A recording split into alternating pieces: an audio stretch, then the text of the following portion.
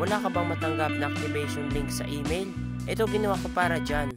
What's up guys? Welcome to Smart Tutorial Sub. And for today's tutorial, ituturuan kayo kung paano mag-login sa Landbank mobile banking app kahit wala pa activation link this 2025. Ito ang pwede mong gawin. Pero bago tayo magsimula ay huwag kalimutang pindutin ang like, share, and subscribe. Ang ginawa ko po guys ay after 2 days ng pag-register sa Landbank iAccess ay tinisting ko pong ilagay ang username at password. At nilagin ko po ito and yes, nag-ID naman po ako. Nalaman ko ang aking balance at marami pong features ang nagamit ko sa Landbank iAccess kahit wala pa akong natatanggap na activation link. Then after 13 days po ay tinaray kong mag-login sa Landbank mobile banking app.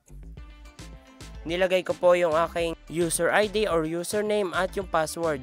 And nung pinindot ko po yung login ay nag-ID na po ako. I-register ko daw po muna yung aking device. Pinindot ko yung register this device. Then ang next po ay nilalagay yung OTP from my number. After ko po may lagay yung OTP, pinindot ko yung proceed. Then transaction successful.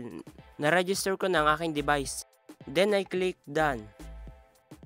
Tapos pinindot ko po muna yung maybe later, saka ko na po enable ang biometrics. Ito po ay maybe later ko na din, mamaya ko na po i-set up. Tapos sari po ay pinindot ko yung okay, yung message from Landbank. Tapos sari po yung register to OTP generator, pinindot ko yung maybe later. And yes, nakapag-login na po ako sa mobile banking app ng Landbank kahit wala pang activation link mula sa email. At ganito lang po siya kadali.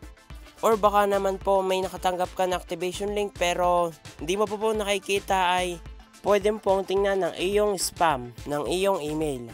Thank you for watching at kung nakatulong ko makapag-login ka sa Landbank mobile banking app kahit wala pa activation link ay tulungan mo naman ako. Pindutin mo like, share, and subscribe at panoorin ang next tutorial. Thank you!